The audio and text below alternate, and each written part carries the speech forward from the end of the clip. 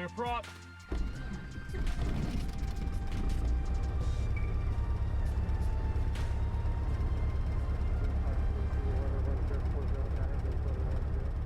It's a cold winter's evening. The wind is blowing and there's a broken layer around 4,000 feet. It's typical weather for this time of year and perfectly acceptable for a casual local flight, for proficiency's sake. You flip on the hangar light and you're greeted with the sight of your plane, an old Beechcraft Sundowner. Her paint is faded and chipped from decades of use, but those classic lines still bring a smile to your face. As per your custom, you pull out the pre-flight checklist, and before going through it, you briefly study the safe operation speeds to make sure they're fresh in your mind. Before getting into your walk-around proper, you decide to test some of your electrical systems, including your lights. You start with your nav lights, and then you move on to your landing and taxi lights respectively. With all of those working, you move on to check your strobes as well as your rotating beacon. Having checked all of your lights, you move on to your stall horn, making sure that the vane moves freely and that the alarm sounds.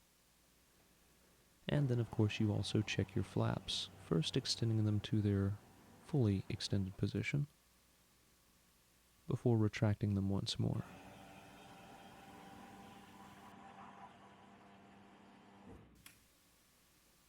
With that out of the way, you begin your walk-around, moving through the checklist bullet point by bullet point for each section as you go.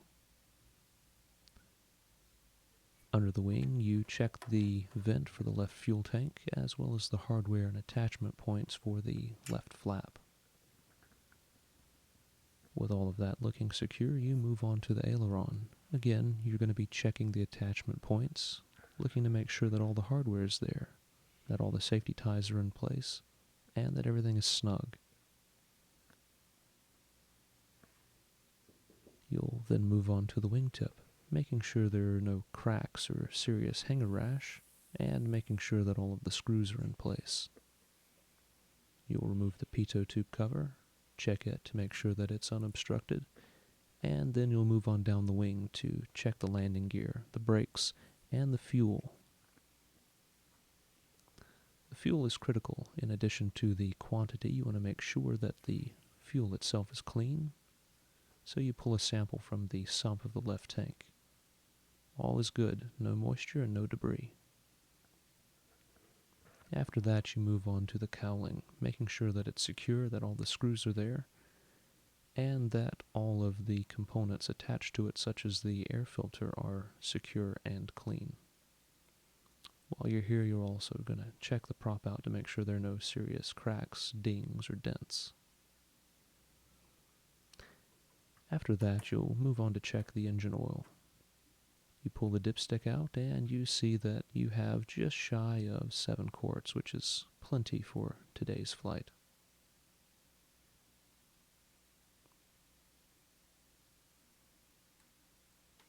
After putting the dipstick back in place, you secure the top of the cowling.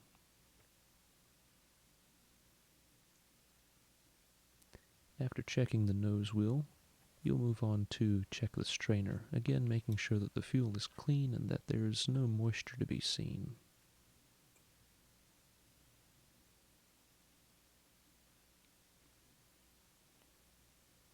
That looks nice and clean, so you're going to move on now to the right fuel tank.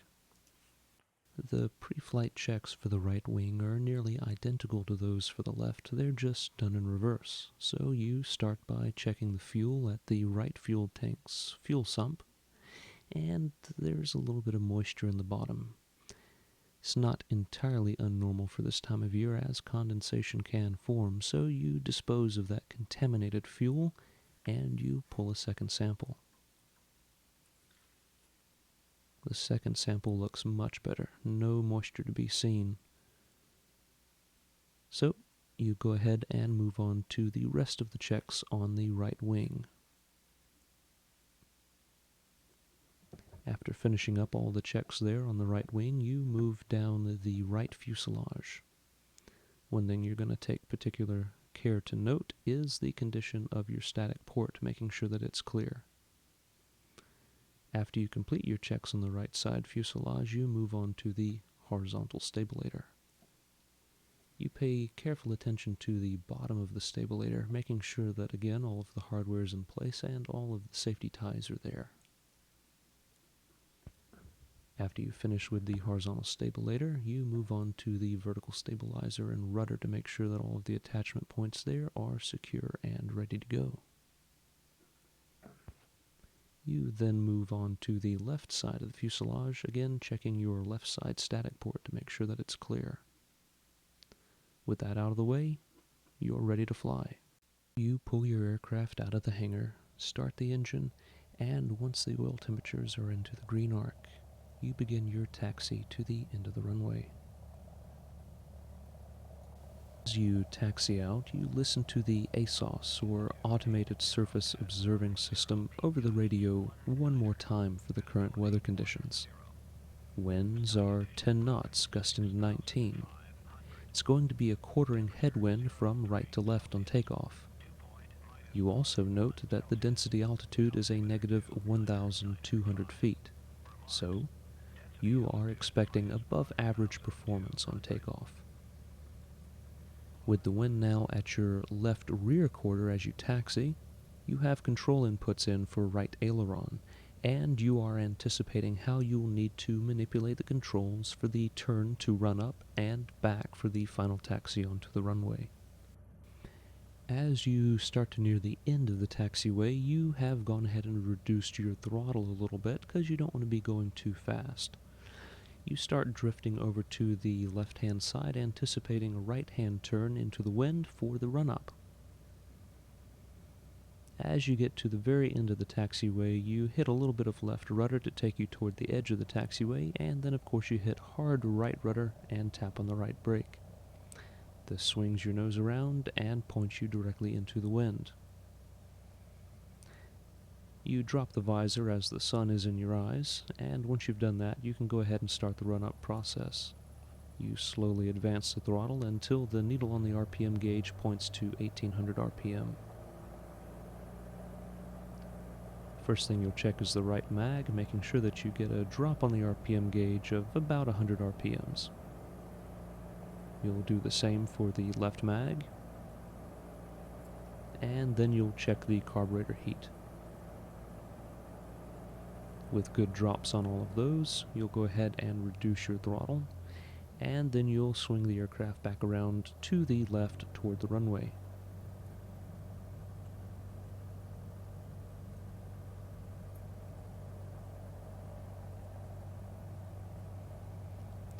At this point you're ready to go, so you taxi toward the runway threshold. You go ahead and turn on your auxiliary fuel pump. You go ahead and turn on your landing light to increase your visibility, and then you take a good look off of the approach end, and then you swing your head around and look down the departure end of the runway just to make sure there are no aircraft in the air trying to land. At that point, once you have ensured that the sky is clear, you go ahead and make your radio call, and once you've accomplished that, you are able to take the runway for departure.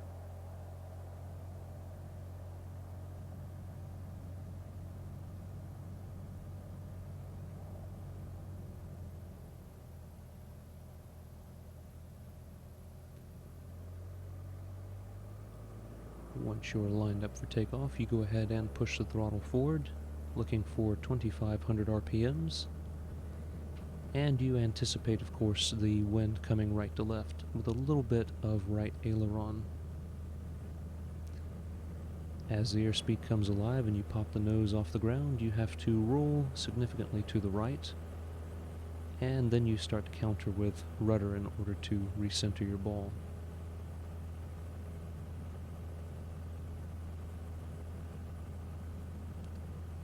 You knew that the climb performance was going to be better than normal, but you weren't expecting numbers like this. Your vertical speed indicator is already indicating that you're doing over 1,000 feet per minute in climb, and you're doing this at 80 knots, which is above VY. These are pretty impressive numbers, not something that you see every day. Your altimeter actually is climbing quite quickly. Within just a few seconds of takeoff, you notice that you've already cleared 1,000 feet mean sea level, and the runway is still underneath you at this point.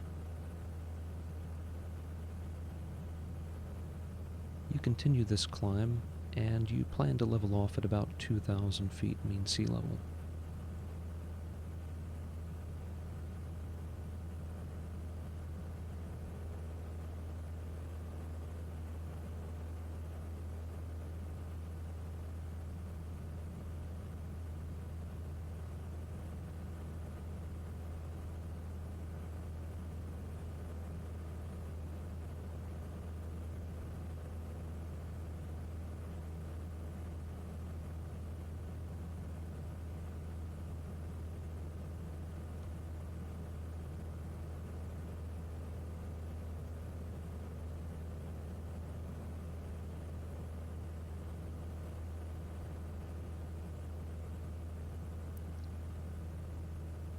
Seeing as how you're starting to reach your desired altitude, you start to level the nose and reduce RPM.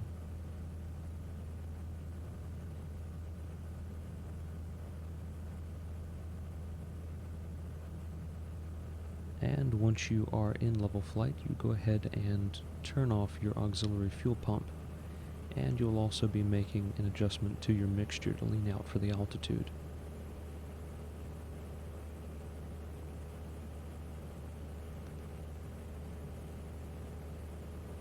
You make one final traffic call before exiting the vicinity of the airport and turning out of the sun, as it is right in your face at this point.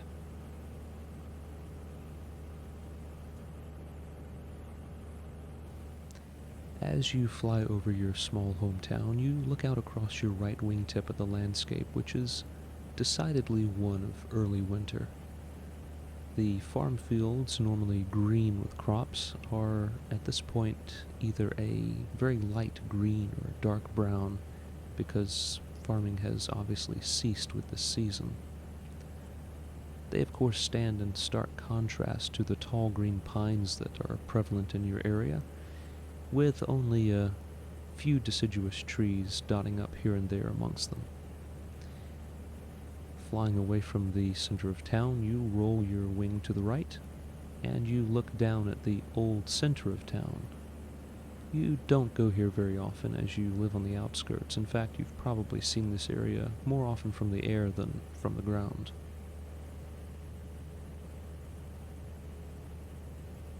As you roll wings level, you observe a few green fields in the distance, but for the most part it's a pretty bleak and bland landscape.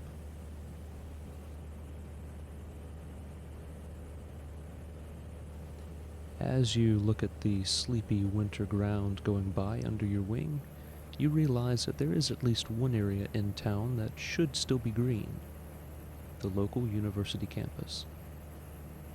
As you fly over and look at the playing fields and the park, as well as the other buildings around the campus, you think back fondly to the time you spent here, the last few years of your education as a young adult. They were simpler times, and thinking about those times typically brings a smile to your face. You circle once here, and then you start heading back toward the airport to go ahead and call it a day. As you turn back toward your local airfield, you go ahead and tune in the ASOS once again to listen and see if there have been any significant changes to the weather situation. Especially of note will be any changes to the wind speed or wind direction. With the airport now off the nose of your plane, you go ahead and pull out your landing checklist, go through the bullet points and make sure that you're set up for landing.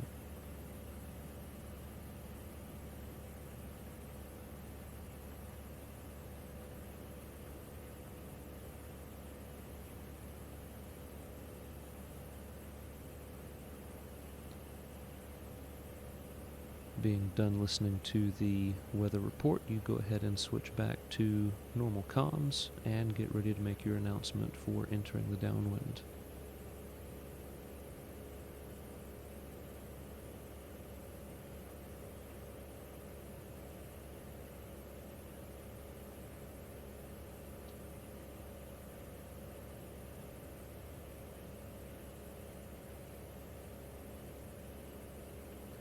At this point, you go ahead and pull the carb heat on as you will be descending and reducing power.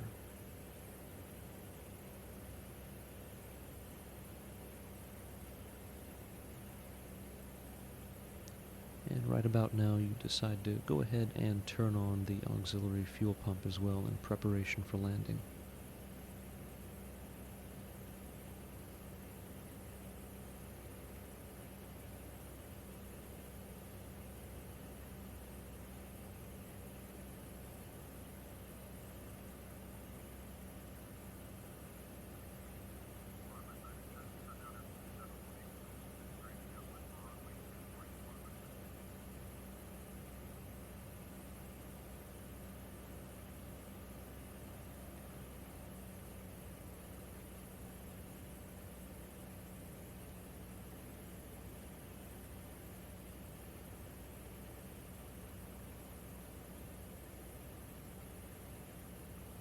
At this point, you're getting close enough to the airport that you decide to go ahead and roll into the downwind. You're going to be making for a right-hand pattern.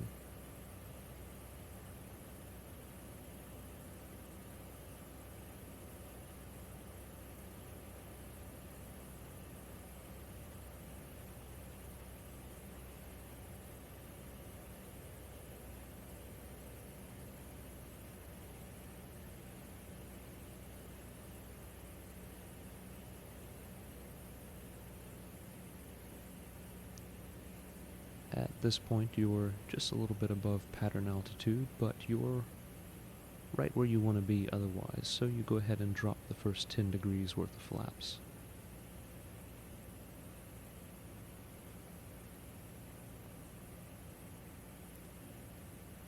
As you come parallel with the end of the runway, you go ahead and drop another 10 degrees of flaps for 20 degrees in total.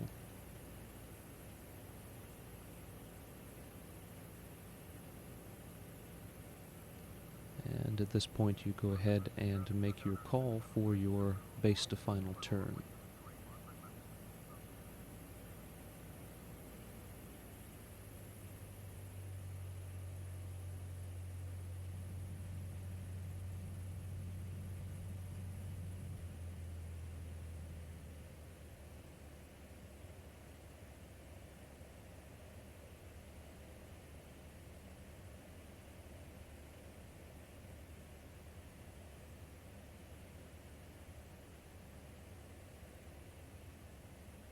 As you roll out now onto short final, you go ahead and drop that last 10 degrees of flaps. Now with your flaps fully extended at 30 degrees, the airplane is very draggy and ready to fly very slowly for you.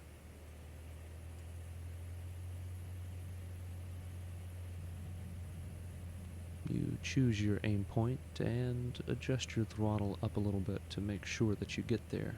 The wind has slowed you down significantly. You begin the flare, and just as you do, the wheels touch and you are on the ground. At this point, you go ahead and turn carb heat off, turn your auxiliary fuel pump off, and begin to raise the flaps.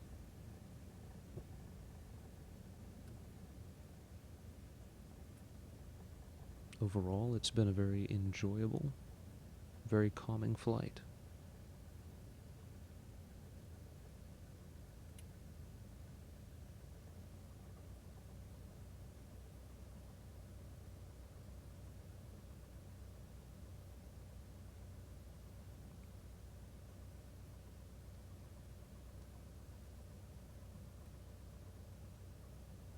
As you near the taxiway, you go ahead and turn off. Again, remembering the wind coming in, you adjust your ailerons and elevator accordingly.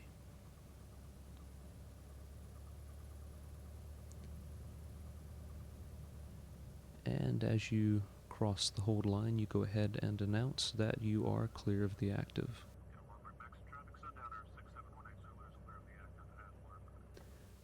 Once you're back safely on the ground, you shut the engine off in front of your hangar, you get out and you push your airplane back, being careful to watch your wingtips and make sure they don't strike anything, and making sure that your wheels are lined up so that she goes in nice and straight.